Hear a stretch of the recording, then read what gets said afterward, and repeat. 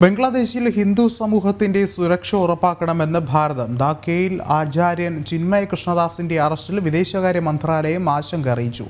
ഹിന്ദു ഉൾപ്പെടെയുള്ള ന്യൂനപക്ഷങ്ങൾ കടുത്ത വിവേചനം നേരിടുകയാണെന്നും അവരുടെ സംരക്ഷണം ഉറപ്പാക്കണമെന്നും വിദേശകാര്യ മന്ത്രാലയം പ്രസ്താവനയിൽ ആവശ്യപ്പെട്ടു. ബംഗ്ലാദേശിൽ ഹിന്ദു ഉൾപ്പെടെയുള്ള ന്യൂനപക്ഷങ്ങൾക്കെതിരെ അതിക്രമങ്ങളും രാജ്യദ്രോഹ കുറ്റം ചുമത്തിയുള്ള നടപടികളും വർദ്ധിച്ച പശ്ചാത്തലത്തിലാണ് വിഷയത്തിൽ ഭാരതത്തിന്റെ ശക്തമായ ഇടപെടൽ.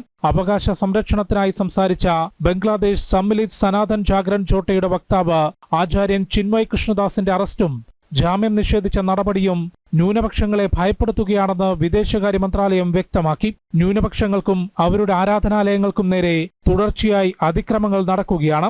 ഇത്തരം കുറ്റകൃത്യങ്ങളിലെ പ്രതികൾ സ്വതന്ത്രരായി വിലസുമ്പോൾ അവകാശ സംരക്ഷണത്തിനായി സംസാരിക്കുന്നവർക്കെതിരെ രാജ്യദ്രോഹ കുറ്റം ചുമത്തുന്നത് ആശങ്കപ്പെടുത്തുകയാണ്.